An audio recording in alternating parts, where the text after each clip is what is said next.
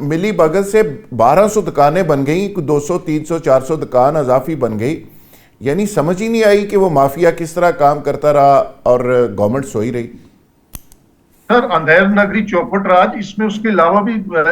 annually inspections ہوتی ہے، safety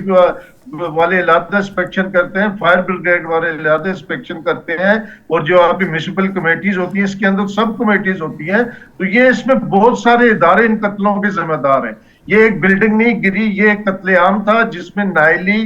اور